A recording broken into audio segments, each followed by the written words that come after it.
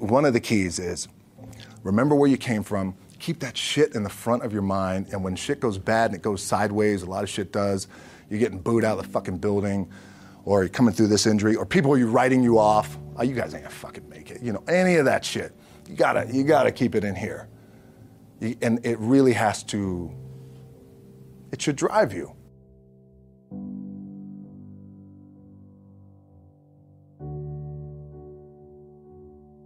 This idea and this notion that you could be anything you want and you can accomplish anything you want, right? We hear that. You've heard that from the time you were little boys. You hear that now. You're already incredibly accomplished. You can win an NBA championship, MVP of the league. You could become president. You could become governor. You could be in entertainment. You could do Charles, and you could do Shaq. You could do that. You could do whatever you want to do. You guys know that. The thing that has worked for me is to remember the hard times. So, and I'm sure you guys all have your processes. And again, I'm going to tell you what's worked for me. So before a big movie comes out, before back in the days when I was wrestling with WWE, a WrestleMania match, anything big that would happen, I would always take a moment and I just remind myself, all right, I was evicted when I was 14. We were kicked off the island. We couldn't live in Hawaii. Had no place to live. A lot of shit happened. Then when I moved to Nashville, I was arrested multiple times by the time I was 16 years old. I gotta remember that. If I were playing on this team, which my skills are, what's that term? Oh, the shits. So I never play. But before I lace up, before I get on the court, before I play in these big games, before I go to the Staples Center, where history is there, those are historic walls there at the Staples Center. I would remember that, and it allows me then to be present in the moment and understand, holy shit, the stuff I have around me right now, this is the shit that I dreamed of when I was a kid. I am here. I played for University of Miami, played for great teams. Warren Sapp, Ray Lewis, they were my teammates. They were balling. Warren Sapp was playing tight end that time. I was starting defensive tackle. Yeah. They moved him over to D-line. And he looked at me, he's like, yo, dude, I'm gonna take your spot. And I said, you ain't taking my fucking spot. He said, I'm gonna take your spot. I said, no, you ain't. We battled, and he took my spot. Now you can imagine how that fucked with me, because there goes my opportunity. He went in, switched to defensive tackle, lit the world on fire. Well, what that did, it crushed me, it crushed my dreams. I had a piss poor senior year, zero production, no NFL, no combine invite, nothing. Finally went to the CFL, Calgary Stampeders, making $250 a week Canadian. Now, I had to send that shit home to my wife at that time. Had no money. So I remember that. When I got cut from Canada, I had $7 in my pocket. And I always tell that story. So now my production company is $7, advertising agency is $7, everything is $7. So I always remember that.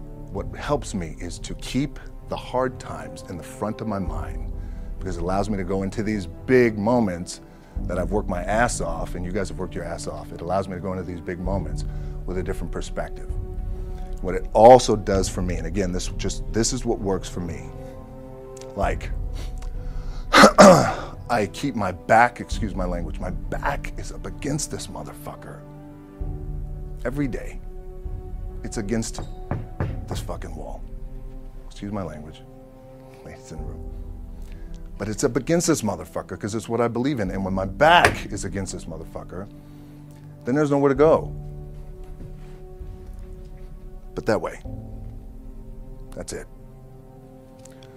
So I feel like this could be something, an ideology and mindset that could help you, if you look at it that way.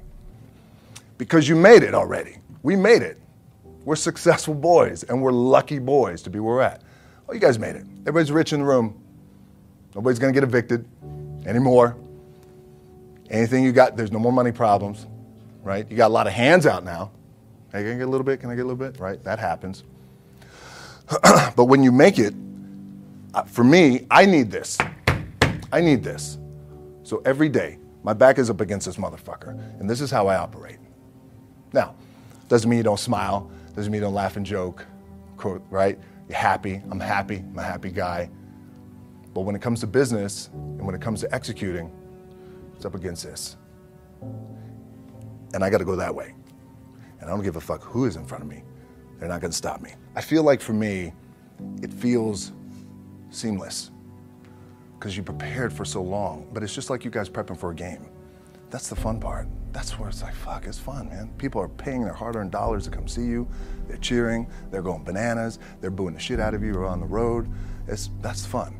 That's what you live for. I mean, that's the juice right there. The prep is where the character's made.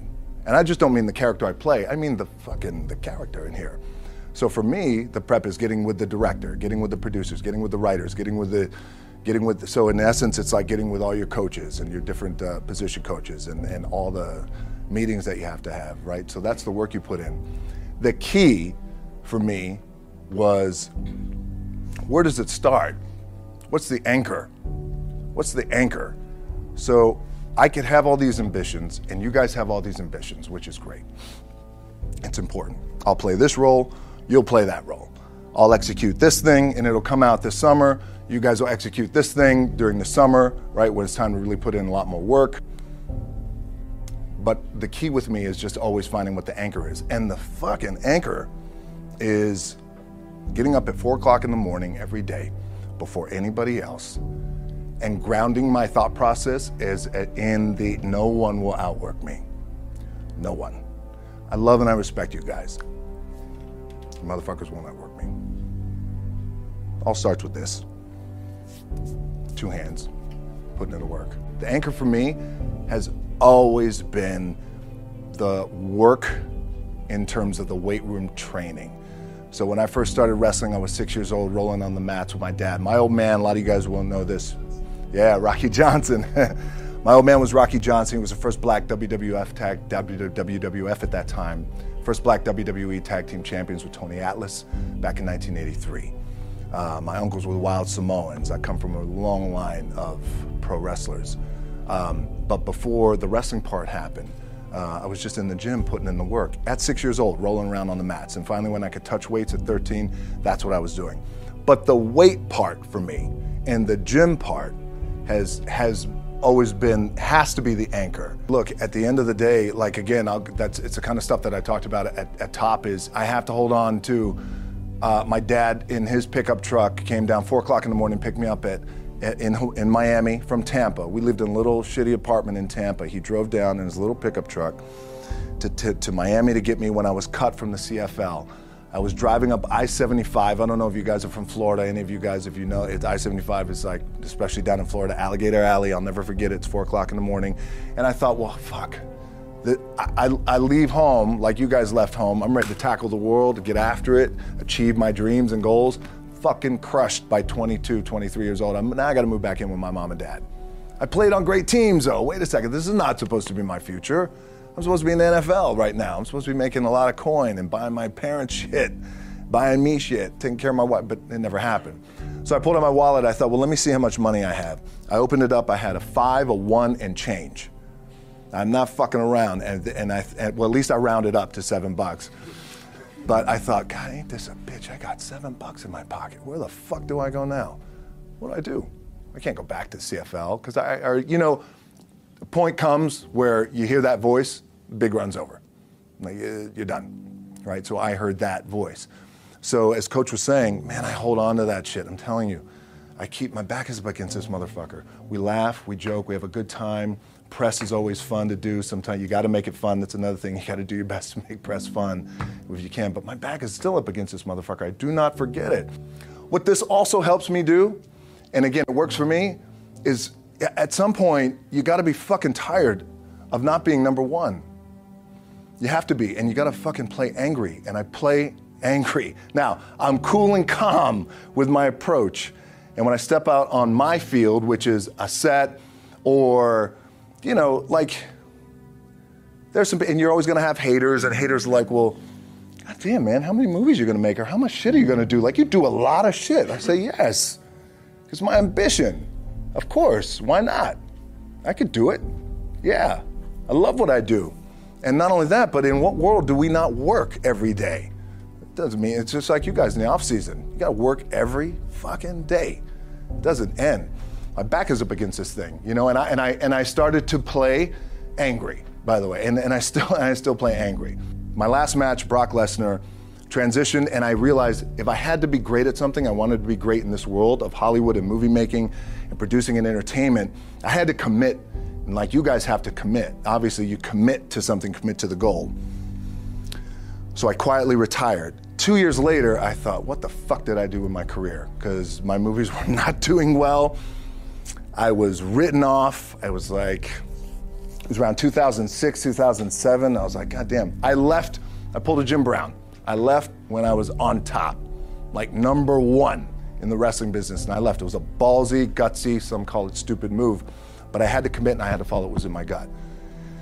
And at that time, I'll share this with you guys, and Will Smith is my boy, and I sat down at that time with the agency I was with, and they said, what do you want to accomplish? I said, I want to accomplish the world. I want the world, and I want Will Smith's career, and I said, and I mean this respectfully because I know he's here at this agency with us, I want to do it bigger and better. And they looked at me like I had 3 fucking heads, and they were like, okay.